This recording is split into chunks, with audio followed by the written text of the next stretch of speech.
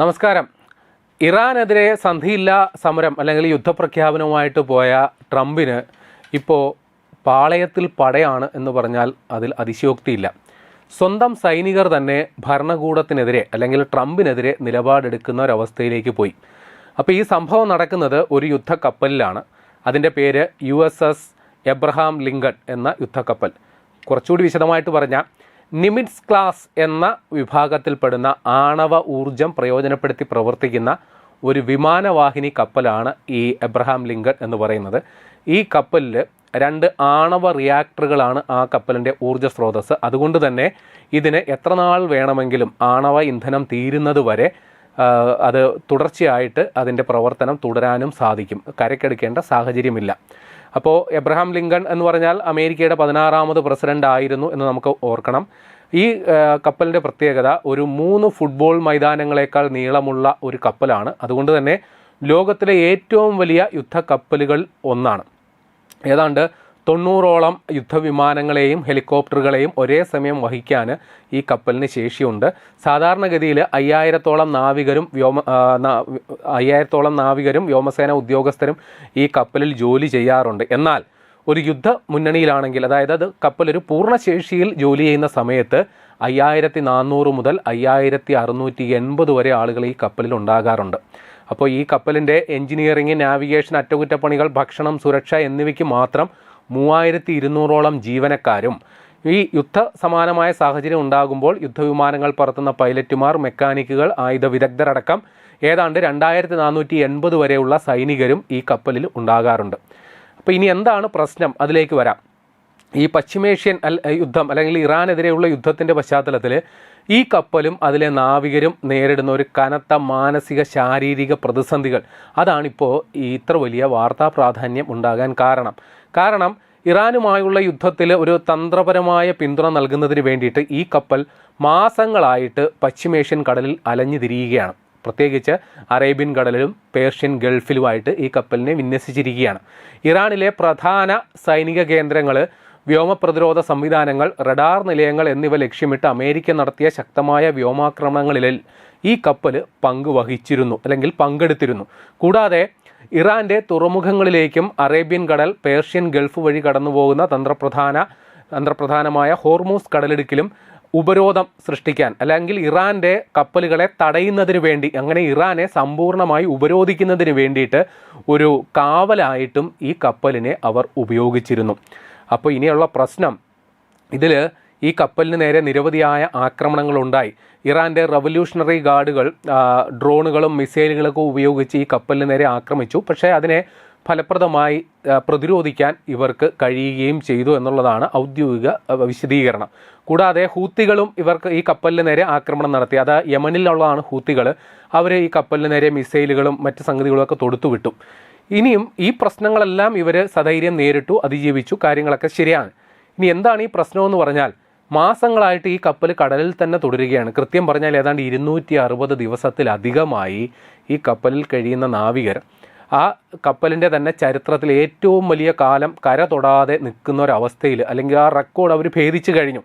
അപ്പോൾ ഇനി ഈ കപ്പൽ ഈ ദൗത്യമൊക്കെ അവസാനിപ്പിച്ച് കഴിഞ്ഞ മെയ്യിൽ തിരിച്ചെത്തേണ്ടതായിരുന്നു.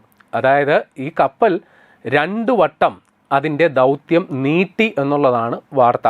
കഴിഞ്ഞ വർഷം ഡിസംബറിലാണ് ഇത് അവസാനമായിട്ടൊന്ന് കരതൊട്ടത്. അപ്പം നമ്മൾ നേരത്തെ പറഞ്ഞതുപോലെ ഏതാണ്ട് 6000-നടുത്ത് മനുഷ്യരാണ് ഈ കപ്പലിൽ കുടുങ്ങിക്കിടക്കുന്നത്. അപ്പോൾ ഈ അത്രയും പേർ ഇത്രയും കാലം തുടർച്ചയായിട്ട് ആ കപ്പലിലുള്ളപ്പോൾ അതിൻ്റെ ശുചിമുറികളെല്ലാം തന്നെ തകരാറിലായ ഒരവസ്ഥയിൽ, ഗുണനിലവാരമില്ലാത്ത ഭക്ഷണം, ശുദ്ധജല ദൗർലഭ്യം, കത്തുകളോ സന്ദേശങ്ങളോ അയക്കാൻ കഴിയാത്ത അവസ്ഥ, അതല്ല അതായത് അവരുടെ വീട്ടിലുള്ളവരോടോ നാട്ടുകാരോടോ ബന്ധപ്പെടാൻ പോലും പറ്റുന്നില്ല. സദാസമയം കടലിലെ ശൂന്യത കണ്ടുകൊണ്ടിരിക്കുക എന്ന് പറയുമ്പോൾ എത്രത്തോളം അതൊരു മാനസിക പീഡനമാണെന്ന് ചിന്തിക്കാവുന്നതേ ഉള്ളൂ. അപ്പോൾ മാസങ്ങളോളം കര കാണാത്തതിനാൽ സൈനികർ കടുത്ത മാനസിക സമ്മർദ്ദത്തിലായി. അപ്പോൾ ഇവർക്ക് ഏതെങ്കിലും തരത്തിൽ സൈനികരായതുകൊണ്ട് തന്നെ ഒരു അച്ചടക്ക ലംഘനം നടത്തി കഴിഞ്ഞാൽ അവരുടെ തൊഴിൽ പോകും, പല നടപടികളും നേരിടേണ്ടി വരും.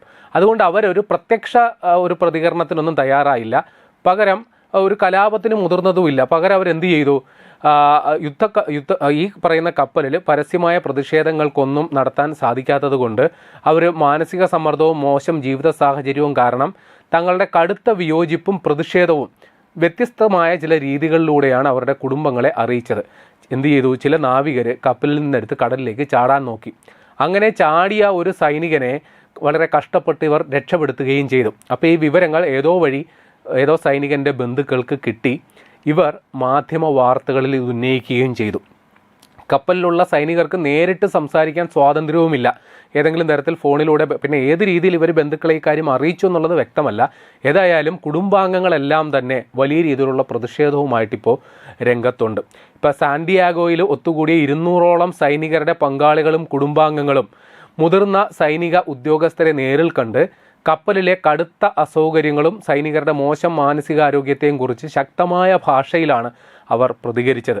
കൂടാതെ ഈ കപ്പലിലെ ശുചിമുറികൾ തകരാറിലാണ്, ടൂത്ത് പേസ്റ്റ് പോലും കിട്ടാനില്ല, സോപ്പ് കിട്ടാനില്ല, പിന്നെ ഭക്ഷണം വളരെ മോശമാണ്. ഇതെല്ലാം സൈനികർ അവരുടെ കുടുംബാംഗങ്ങളെ ഏതോ തരത്തിൽ അറിയിച്ചു. ഇത് അമേരിക്കൻ പാർലമെൻറ്റിൽ പോലും വലിയ ചർച്ചയാവുകയും ചെയ്തു. ഏതായാലും രാഷ്ട്രീയക്കാരായ ജനപ്രതിനിധികൾ പ്രതിരോധ മന്ത്രാലയത്തോട് ഇക്കാര്യത്തിൽ വിശദീകരണം തേടുന്ന ഒരവസ്ഥയും വരെ വന്നു. ഏതായാലും പശ്ചിമേഷ്യയിലെ നീണ്ടുപോകുന്ന യുദ്ധം രാഷ്ട്രീയ പ്രേരിതമാണെന്നാണ് ഇപ്പോൾ ഈ സൈനികരുടെ കുടുംബങ്ങളുടെ ആരോപണം. അല്ലെങ്കിൽ ട്രംപിൻ്റെ വ്യക്തി താല്പര്യത്തെ അധിഷ്ഠിതമായിട്ടാണ് ഈ യുദ്ധം മുന്നോട്ട് പോകുന്നത്. ഇത്രയും കാലം കടലിൽ നിർത്തിയിട്ടിരിക്കുന്ന, കടലിൽ ഈ കപ്പൽ ഇങ്ങനെ സൂക്ഷിച്ചിരിക്കുന്നത് ആ കപ്പലിലുള്ള ജീവനക്കാർക്കിടയിൽ കടുത്ത അമർഷവും വിയോജിപ്പും ഉണ്ടാക്കുന്നതായിട്ടും റിപ്പോർട്ടുണ്ട്.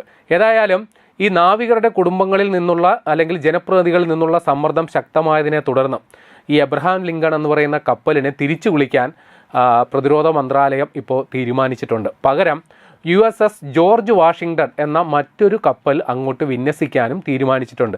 ഏതായാലും US acting navy secretary Hung Cao അദ്ദേഹം കഴിഞ്ഞ ദിവസം പുറത്തുവിട്ട കുറിപ്പ് പ്രകാരം, അല്ലെങ്കിൽ കഴിഞ്ഞ ഓഗസ്റ്റ് 15 നടത്തിയ പ്രസ്താവന പ്രകാരം അദ്ദേഹം ഈ എബ്രഹാം ലിങ്കൻ്റെ ഏതാണ്ട് 266 ദിവസത്തോളം നീണ്ടുനിന്ന ദൗത്യം അവസാനിപ്പിച്ച് അവർ മടങ്ങുന്നു എന്നുള്ളൊരു പ്രഖ്യാപനം അവർ നടത്തി. അവരുടെ മടക്കയാത്ര തുടങ്ങിയെന്നും ചില റിപ്പോർട്ടുകളുണ്ട്. എന്നാലും നേരത്തെ പറഞ്ഞതുപോലെ പുതിയ പകരം വരുന്ന കപ്പൽ എത്തിയാൽ മാത്രമേ അവർക്ക് അവരുടെ ദൗത്യം അവസാനിപ്പിച്ച് മടങ്ങാൻ സാധിക്കൂ എന്നുള്ളത് പറഞ്ഞിട്ടുണ്ട്.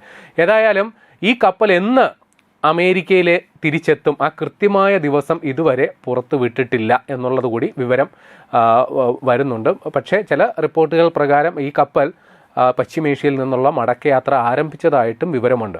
ഇപ്പോൾ നമ്മുടെ യുദ്ധ ചരിത്രങ്ങൾ പരിശോധിച്ചു കഴിഞ്ഞാൽ സൈനികർ നടത്തിയ കലാപങ്ങൾ, അസംതൃപ്തരായ സൈനികർ നടത്തിയ കലാപങ്ങൾ പല സാമ്രാജ്യങ്ങളുടെയും അടിവേരിളക്കിയ ചരിത്രമുണ്ട്. അപ്പോൾ അതേപോലെ അമേരിക്കൻ സൈനികർ പോലും ട്രംപിനെതിരെ തിരിഞ്ഞു എന്നുള്ള പരോക്ഷ സൂചനയാണ് ഈ വാർത്ത നൽകുന്നത്. ആ കപ്പലിലെ മനുഷ്യർ, അത് സൈനികർ എന്നതിലും ഉപരി മനുഷ്യരാണ്. അവർക്കും മാനുഷികമായ വികാരങ്ങളും അതേപോലെ സങ്കടങ്ങളും എല്ലാം ഉണ്ട്. അവർ യുദ്ധത്തിലാണ് എങ്കിരുന്നാൽ പോലും അവർക്കും മാനുഷികമായ ഇത്തരം വികാരങ്ങൾ അവരെയും ബാധിക്കും എന്നുള്ളത് ഉറപ്പാണ്. ഈ കാര്യത്തിൽ ഉടനെ ഒരു പരിഹാരമുണ്ടാകും എന്ന് തന്നെ കരുതാം. ഇവർ മടക്കയാത്ര, അതുമായി ബന്ധപ്പെട്ടുള്ള കൂടുതൽ വിവരങ്ങൾ വരും ദിവസങ്ങളിൽ നൽകാൻ സാധിക്കുമെന്ന് കരുതുന്നു.